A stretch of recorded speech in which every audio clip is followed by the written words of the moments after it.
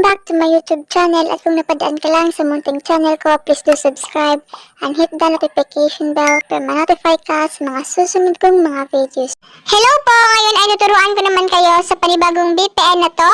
So ngayon ay wala po akong load.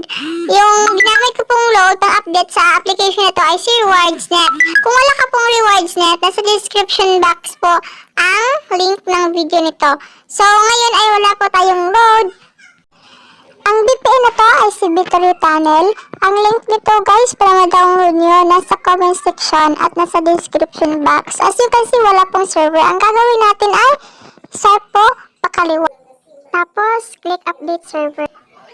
Boom! So, ayun guys, nagkaroon na tayo ng mga server.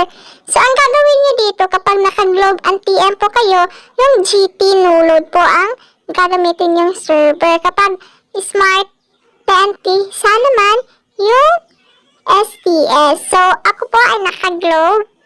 So, ayan guys, madaming pwedeng pagpipilian.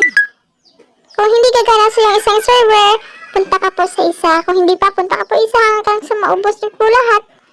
At tiyak na may magagamit kayo niyan. So, ngayon ay papatayin ko na po ang connection ko kay RewardsNet para po magamit natin si Victory Tunnel. So, ayan, nag-disconnect na po ako. Tapos, connect tayo dito kay Victory Tunnel.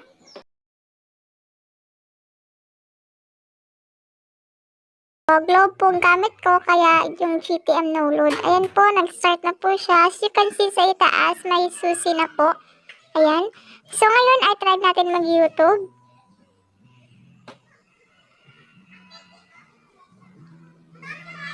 Wait guys, ayan.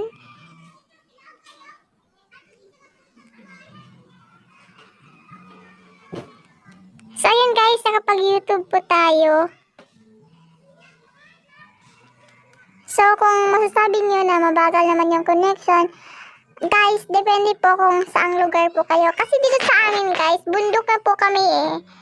Certic pa nga po namin, nakapag-VPN pa rin po kami dito kahit po ang hina na po ng signal. How much more kung dyan sa inyo, diba?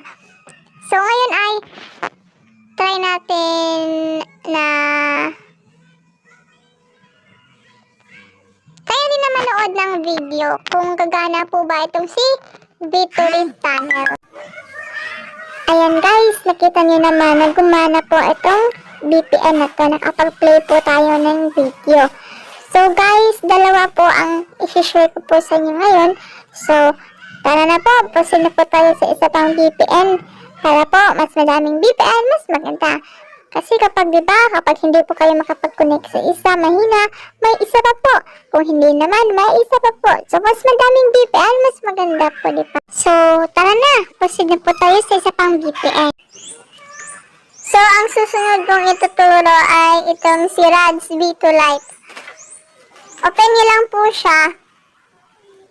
Tapos kung makikita nyo, wala pa pong server, diba? Ang gagawin nyo ay same lang din. Swipe nyo pakaliwa. So, tap nyo lang tong update server. Then, nag-update na po yan. Dahil kung sinasabi sa'yo, may blocking po to guys. Kapag naka-smart, SAN, TNT, Globe, TM po kayo, huwag nyong i-overuse guys. Halimbawa, ngayon, ang gagamitin yung SIM ay smart. Tapos mamaya, SAN. Kung naka-Globe at TM naman kayo, ngayon, Globe, mamaya, TM. So, ayan. Ako, wait. Disconnect lang tayo dito kay RewardsNet. Ayan. So, ako ay naka-Globe. So, gusto ko si GTM SG1. So, connect na tayo. So, ayan. Nakikita nyo, diba, may susi na sa itaas. So, try natin mag-YouTube.